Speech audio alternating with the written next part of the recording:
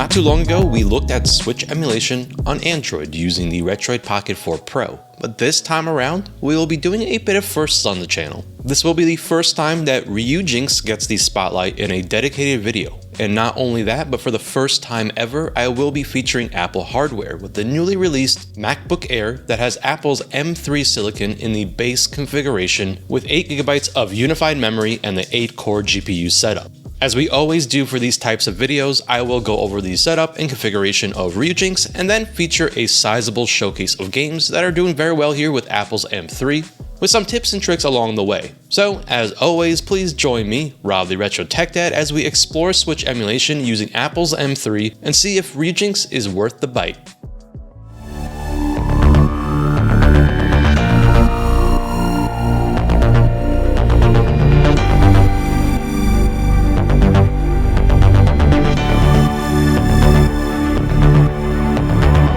So I thought it would be interesting to have a video that covers the newly released refresh of the MacBook Air, and in particular, the version that I picked up is the entry model with the 8-core CPU and GPU configuration, as well as only 8GB of unified memory, which at this time is actually the cheapest way to get your hands on the M3.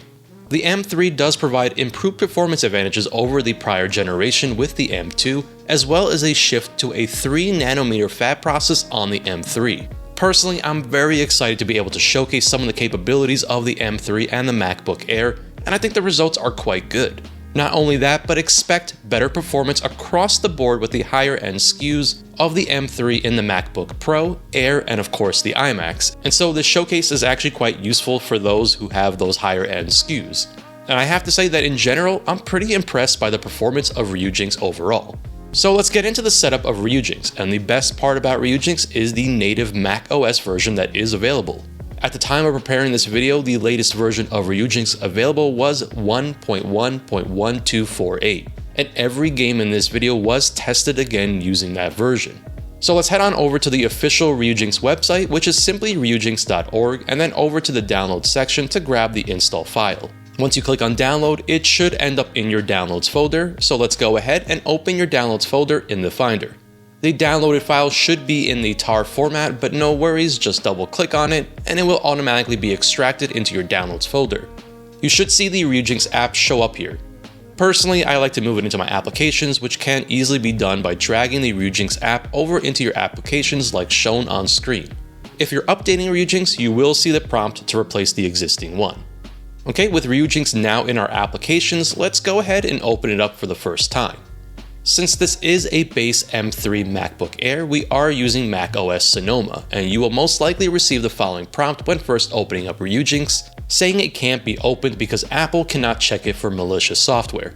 No worries, this is a simple fix, and simply click on the Apple logo in the top left corner, go to your system settings, and once the window opens, scroll the left bar until you see the privacy and security section. Click on this and now scroll down in the right window until you get to the security section, which should say Ryujinx was blocked from use because it is not from an identified developer. So just click on open anyway, enter your password, and now it will once again say that Ryujinx can't be opened because Apple cannot check it for malicious software. Except this time you will have the ability to click on open.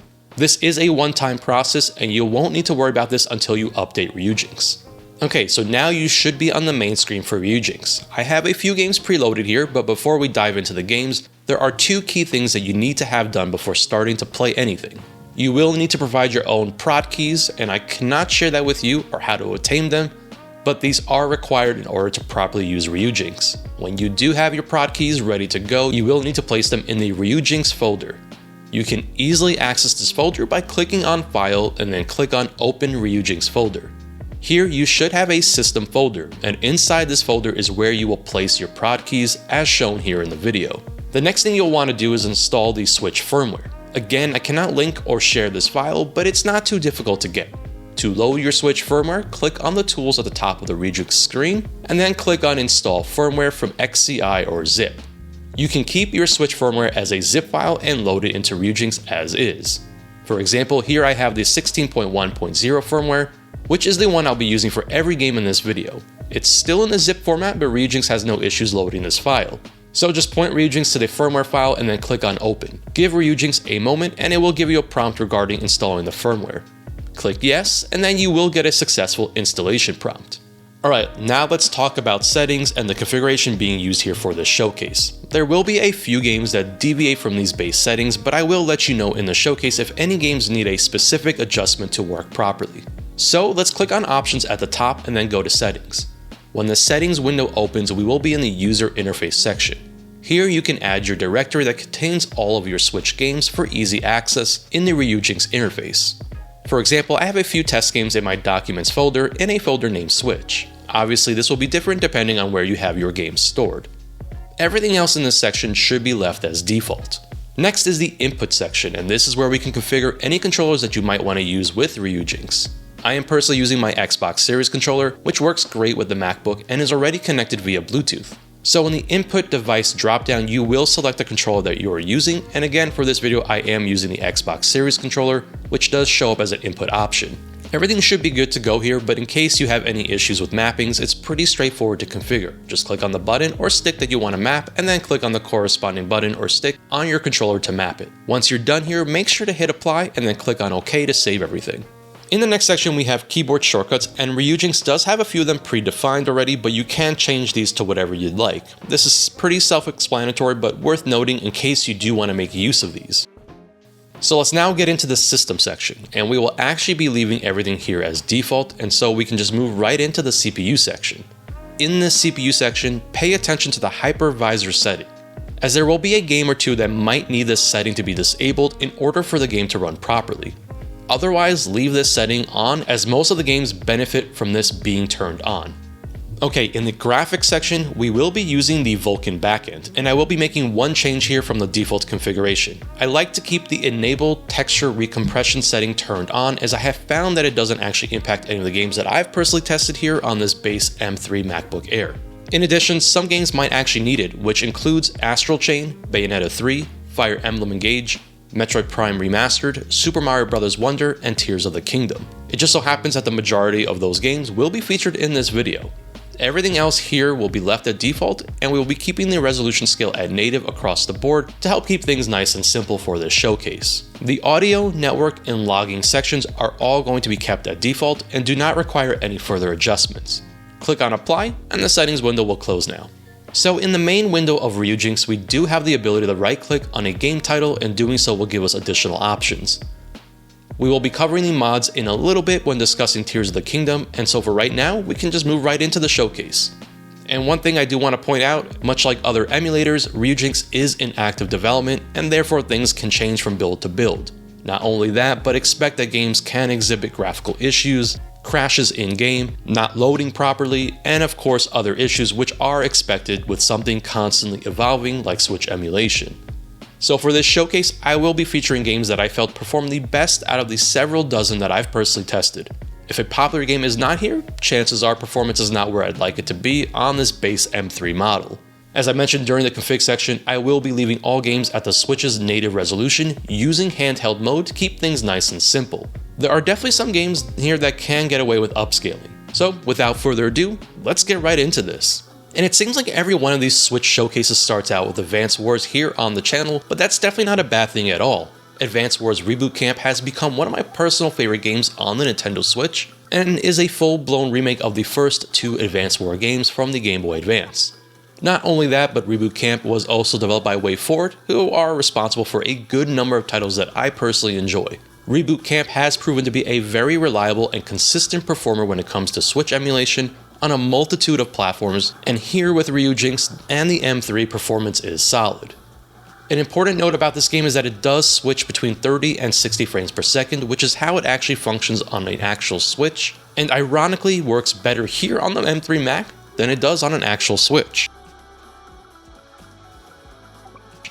ARMS has also been another consistent entry for these Switch showcases, as it's proven to be quite the reliable and stable game across various Switch emulators and platforms.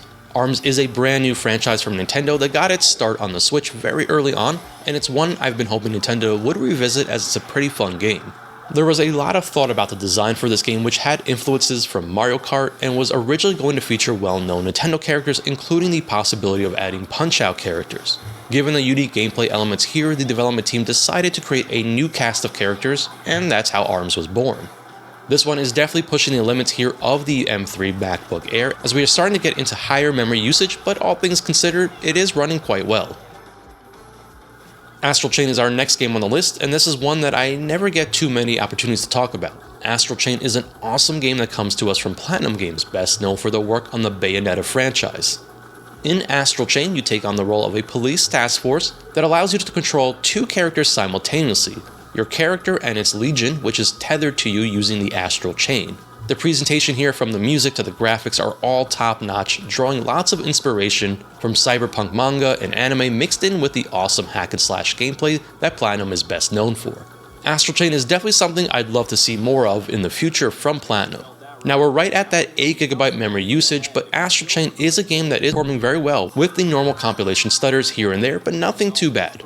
And it seems perfect to follow up with another game from Platinum Games. This time around, we have our only entry from the Bayonetta franchise making this list, with Bayonetta Origins, Cereza, and the Lost Demon, which is a bit of a departure from the usual in the Bayonetta franchise. In Origins, you play as a young version of Bayonetta, known as Cereza, with a very unique storybook approach that mixes adventure, puzzle solving, and yes, a decent amount of action, albeit different from the over-the-top in the mainline games.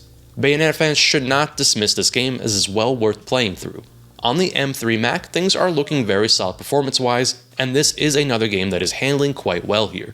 I always love being able to talk about Box Boy and Box Girl, which is just a charming puzzle game released for the Nintendo eShop. This is the fourth game in the franchise, and the first installment that was actually released outside of the prior 3 games on the 3DS. It also comes to us from HAL Laboratory, best known for the Kirby franchise. This is a delightful entry in the franchise that also introduces multiplayer for the first time in the series. I wasn't too surprised by the performance here with Box Boy, which I expected to be solid given that I had tested a good number of games prior to this one, and based on what I've seen with the M3 MacBook, I knew this one would be no issue. In Captain Toad Treasure Tracker, Toad finally gets the spotlight in his own game, which began life as a bunch of side levels in Super Mario 3D World and then spawned into Treasure Tracker, which was initially released as a Wii U exclusive and now has been ported over to the 3DS and the Switch since its initial release. Treasure Tracker is a great puzzle game that requires you to solve puzzles and platforming challenges with really crisp visuals. I've been a huge fan of this game since its Wii U release, and it's hard not to like this absolutely charming game, and it definitely comes highly recommended regardless of where you play it. Captain Toad Treasure Tracker is another very solid performer with Ryujinx and the M3 Silicon. At this point, for regular viewers of the channel, it's not much of a secret that Cruis'n in Blast is one of my favorite racing games on the Nintendo Switch. I don't think many realize, but Nintendo actually owns the Cruis'n IP nowadays, and Cruis'n in Blast is a Nintendo Switch exclusive with a version originally available in the arcades, and it was developed by Raw Thrills, who mostly specializes in arcade releases. Cruis'n in Blast is, as its name implies, an absolute blast to play with fun, over-the-top racing action that the Cruis'n franchise was best known for. The visuals are pretty awesome here as well, and it's another game that has been a very consistent and stable game for Switch emulation, working on tons of different setups, including the M3 Mac here with Ryujinx. Donkey Kong Country Tropical Freeze is the next game for our showcase, and developed by the awesome Retro Studios, who was responsible for one of my absolute favorite GameCube games, Metroid Prime.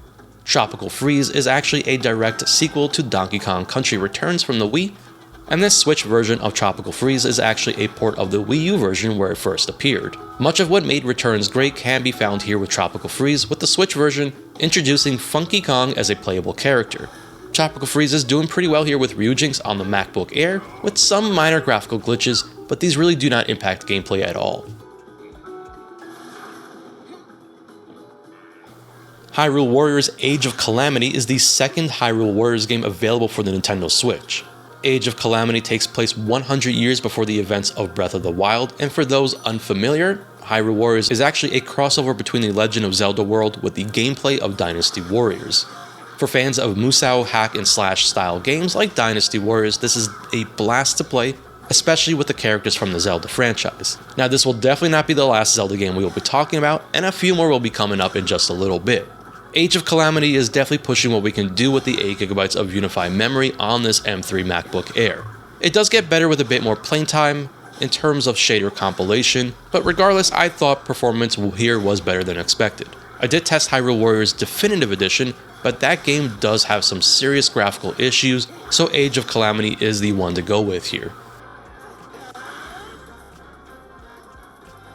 Kirby and the Forgotten Land is no stranger to the channel, being a prominently featured game for Switch emulation, especially on the x86 side. Forgotten Land is a pretty amazing entry in the Kirby franchise, with it doing some new things here, including being the first game to go full 3D for the mainline games. There's a lot to love here with Forgotten Land, including its great graphics, levels, and of course gameplay, and probably the best thing about Forgotten Land is Cardmouth Kirby, better known as Kirby. Kirby and the Forgotten Land is on the upper end of memory requirements with Ryujinx using about 9GB of memory, but thanks to the unified architecture, we are able to get away with this on the base M3 Mac, and despite this, Kirby is a pretty decent performer here with the base MacBook Air. Legend of Zelda Breath of the Wild is easily one of the highest profile games being featured in this showcase and needs no introduction, appearing as a launch title for the Switch as well as releasing on the Wii U. For this game, you're going to want to uncheck the hypervisor option in settings under the CPU section in order to have this game run properly with Ryujinx here on the Mac.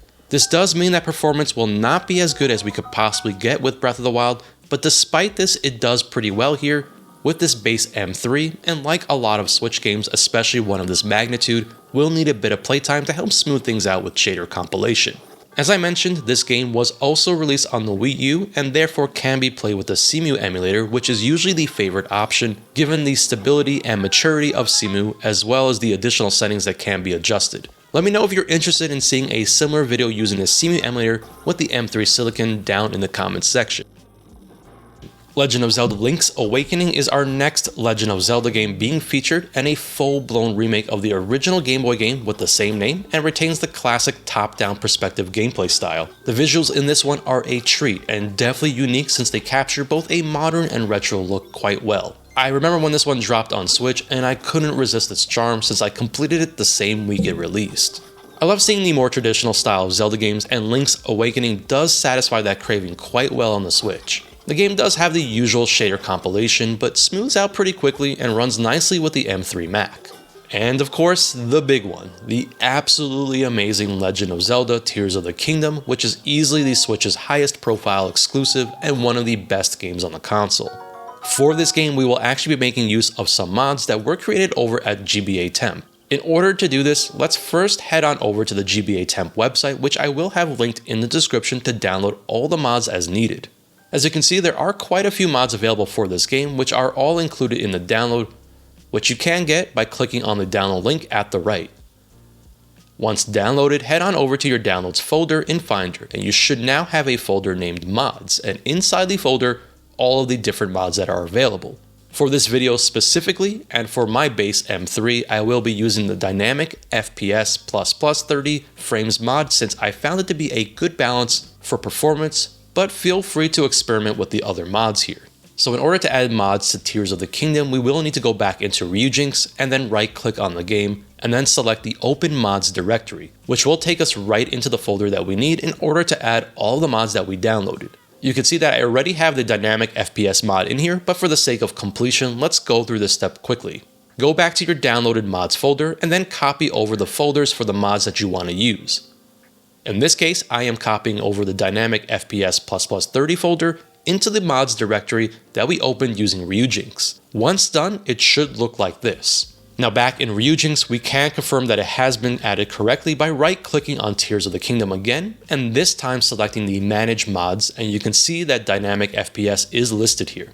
You will know it is enabled when it has a blue highlight, so double check that by selecting the mod and clicking on Enable All, and then hit Save to close the window. So how does Tears of the Kingdom perform on a base M3 MacBook Air? And surprisingly better than I expected it to. Now you're really going to need a good amount of playtime with the game to help build up the shader cache, but the more you play, and generally things will smooth out, and honestly, this is performing a lot better than I could have ever expected with a base M3 MacBook Air.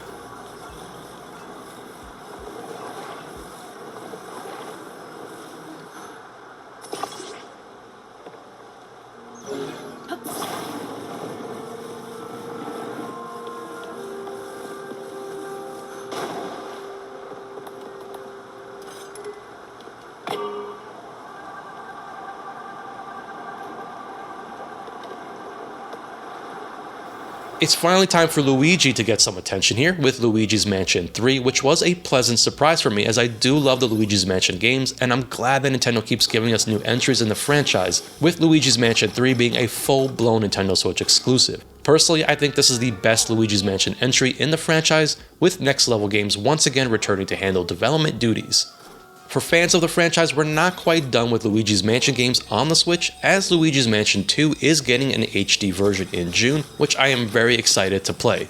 With Ryujinx, performance is mostly pretty solid here, with the usual shader compilation stutters, and definitely testing the limits of the base M3 configuration of the MacBook Air.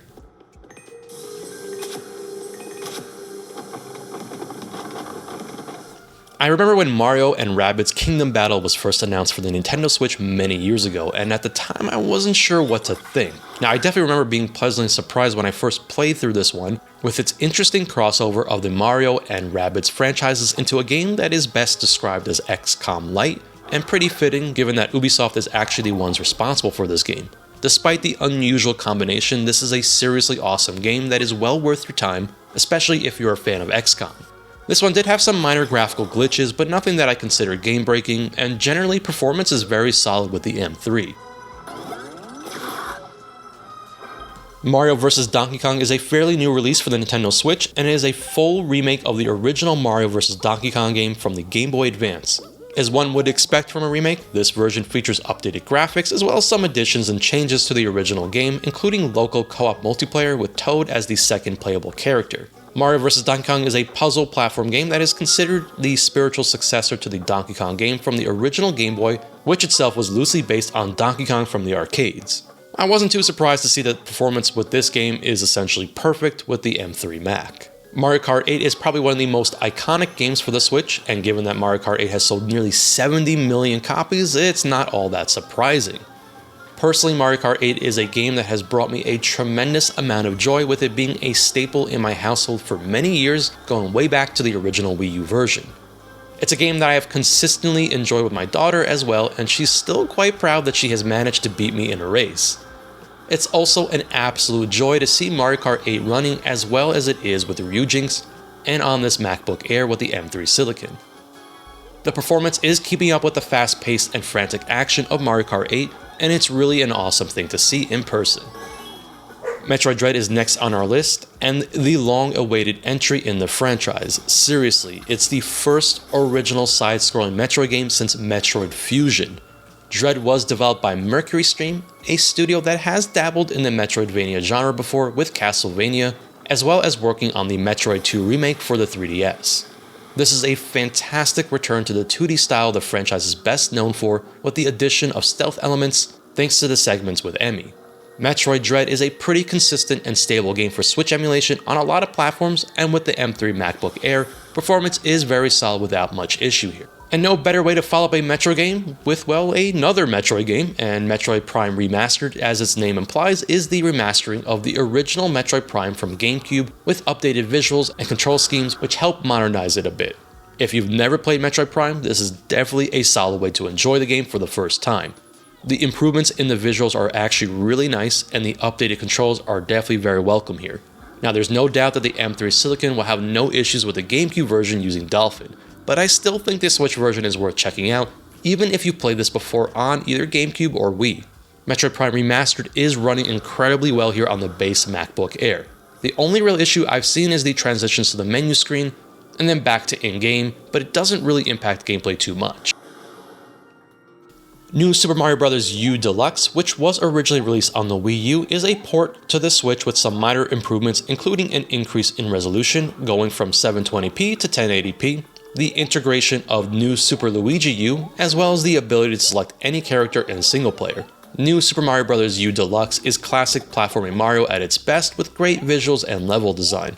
Deluxe is the definitive way to enjoy this, and on the M3 MacBook Air, performance is solid, which at this point didn't surprise me all that much. It's another solid one to enjoy here with Ryujinx.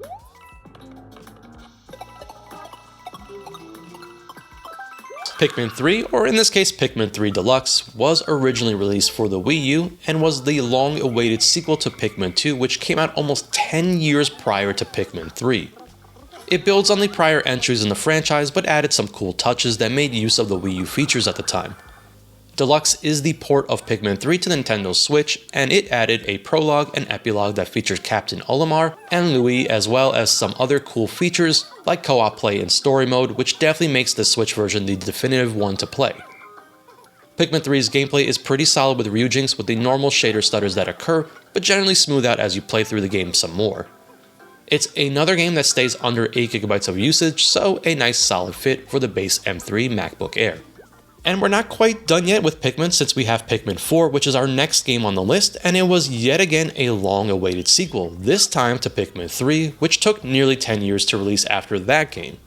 Like Pikmin 3, it builds on the prior entries in the franchise with more of the great gameplay elements that the series is known for, but at the same time feels fresh with great new additions. The graphics alone are an appreciable upgrade over Pikmin 3, and there's just more to love here for fans of the franchise. Pikmin 4 does have some flickering when on the main menu, but once in-game that issue is no longer present. The game definitely has a lot of shader compilation going on, so expect stuttering here and there, especially during the first few playthroughs, but otherwise it's pretty solid. It's another game that is not fully utilizing the limited RAM on the MacBook Air, and another solid choice. Okay, we're going to get into a few Pokemon games now, and let's start things off with Pokemon Legends Arceus, which is a great one to start out with since it was quite a shift in style for the Pokemon franchise. The open world design paired with the change in the battle system made it feel very fluid and fresh compared to the other entries in the franchise. Arceus has even been compared to games like Breath of the Wild and Monster Hunter, which I would agree with, but in the end it has its own distinct gameplay elements that makes it well worth checking out for both new and old fans of Pokemon. Of course, I was getting hooked all over again playing through this one to record the footage, if that is any indication of the draw Arceus has, and overall it does quite well with Ryujinx on this base M3 MacBook Air, and another game that's staying under 8GB of memory usage.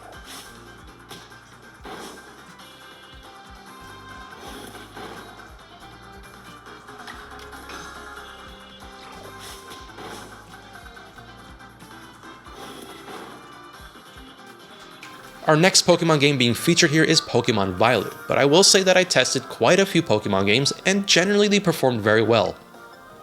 So games like Pokemon Brilliant Diamond and Shining Pearl, Let's Go Eevee and Pikachu, as well as Pokemon Sword and Shield have all done quite well with the base M3 configuration. To help keep things as succinct as possible, I will only be showcasing Pokemon Violet here, which is the newest of the mainline Pokemon games on the Switch.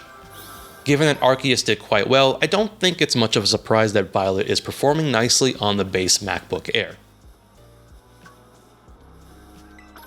Pokken Tournament is one that I haven't featured in quite a bit, since the platforms I'm usually covering Switch emulation in the past have had graphical issues with this one. But good news is that here with Ryujinx and on the Mac, Pokken Tournament only has minor graphical issues. Pokken Tournament was actually developed by Bandai Namco, and the name Pokken is taken from the combination of Pokemon and the fighting game franchise Tekken. If that gives you a hint, Pokken Tournament is a fighting game based on the Pokemon franchise with features from Tekken. The game was originally released on Wii U, and this DX version made its way to the Nintendo Switch with added features. The gameplay here is fast and frantic, and the M3 Mac is doing very well with this game, and I am really sorry for my absolutely terrible skills in this game. Super Mario 3 World and Bowser's Fury is an enhanced port of the original Super Mario 3 World from the Wii U. I think it's pretty obvious that the Switch received a lot of Wii U ports to the platform, which makes sense given the quality of many of these games. The Switch port adds a very cool addition that was not available on the Wii U, which is the inclusion of Bowser's Fury, an entirely new campaign which changes the formula up for Mario. In this campaign, Mario teams up with Bowser Jr. to stop Bowser, but the best part of Bowser's Fury is when Fury Bowser shows up and starts to attack, which transforms the world Mario has access to. For this video, I am showcasing Bowser's Fury specifically since it is unique to the Switch version, and if you've already played through 3D World, this is definitely an inclusion worth checking out. As usual, we do have stutters from shader compilation that does smooth out with more playtime, but runs a lot better than I was expecting here. So let's continue on with more Mario goodness, and this time we've got the Switch exclusive Super Mario Odyssey, which might be one of my favorite Mario games ever. Mario Odyssey is just a phenomenal game that does everything right. The creativity of the new worlds that Mario gets to visit makes the game just a blast to explore, with tons of wonderful surprises, teasers, and gameplay elements that will put a smile on your face every time you play this one, whether it's for short bursts or long gameplay sessions.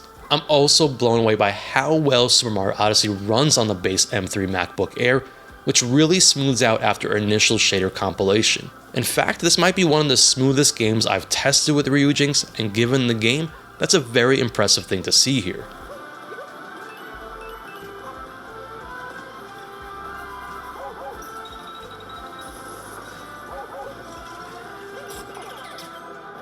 The Switch is an absolute monster when it comes to Super Mario games, and Super Mario RPG is yet another fantastic Mario game to check out on the Switch. Super Mario RPG is a full-blown remake of the original game from Super Nintendo, and now features full 3D graphics while still managing to retain the charming aesthetic of the original game. This is definitely a well-done remake that respects its source material and a great way for newcomers to experience the magic of Super Mario RPG while giving old-timers like myself something new to enjoy. For Super Mario RPG, the cutscenes did have some stuttering issues, but other than that, nothing else worth noting. Performance-wise, the game is very smooth with barely any shader stutters, and this one doesn't seem to be all too demanding for the M3, and is probably one of the lighter games that I've tested here. We've got one more Mario game here, and how could I not talk about Super Mario Wonder, which is another delightful Mario game available exclusively on the Switch. This is a brand new entry in the Mario franchise, and one that goes back to the 2D style platforming roots of Mario. We have new power-ups, new characters to play as, and of course the Wonder Flower, which triggers very interesting events during gameplay. Super Mario Wonder is another finely crafted game that demonstrates the brilliance of Nintendo's development teams. The game is pretty demanding and does get close to that 8GB limitation on the base M3 MacBook Air. We have the usual shader compilation stutters, and at times this one does stay under its 60 frames per second target, but generally I found it to be smooth and enjoyable with a bit more playtime. And of course, we can't have a Nintendo console without a Super Smash Bros. Entry, which has become a Nintendo tradition since its first release on the Nintendo 64. Super Smash Bros. Ultimate is the 5th installment in the Smash Bros. Franchise and takes everything up another notch, featuring 89 playable characters. For fans of the franchise, this is obviously an entry that can't be missed, and the last new Smash Bros. Game that we've seen since 2018. With Ryujinx and on the base M3 MacBook Air, things are looking pretty solid with occasional stutters from shader compilation, but generally I found performance to be pretty solid. Next up, we have Xenoblade Chronicles 2, which is actually the Switch exclusive sequel to the original Xenoblade Chronicles and the 3rd installment in the Xenoblade Chronicles franchise. Now, I did test Xenoblade Chronicles 3, but on the base M3 MacBook Air, gameplay was pretty rough and there was a lot of stuttering, and so I decided to feature Xenoblade Chronicles 2 instead. For this game, I actually had to disable the hypervisor at first in order to get past the initial menu screen, which was locking up on me. So switching off the hypervisor and then going in-game and finally saving initially, I was then able to go back and enable the hypervisor option, and the game worked correctly by loading into my save game. This game is definitely pushing the limits here of the base M3 MacBook Air, and like many more demanding games, will need a bit of playtime to smooth things out, but generally do not expect perfect performance with this one, at least on a base M3 configuration. The game did also exhibit some minor graphical glitches, but nothing that was game-breaking. And we have finally reached the last game for this showcase, and there's no better way to end than with some Yoshi's Crafted World, which is a full-blown Nintendo Switch exclusive and in many ways a spiritual successor to Yoshi's Woolly World from the Wii U. This time around, we have a Yoshi world that is crafted from cardboard cutouts, which adds to an already very charming game. And performance here with the M3 MacBook Air is absolutely solid, with no real issues to speak of, and it's another game that's well worth checking out here with Ryujinx. And that about does it for this Switch emulation showcase using Apple's M3 Silicon in a base MacBook Air. I hope you enjoyed this video and found it helpful, and most importantly, thank you for sticking around and watching. I have quite a few more M3 videos lined up, as I have been really enjoying experimenting with the possibilities of the M3 Silicon, so definitely keep an eye out for more videos. As always, I am the Retro Tech Dad, and thank you so much for watching.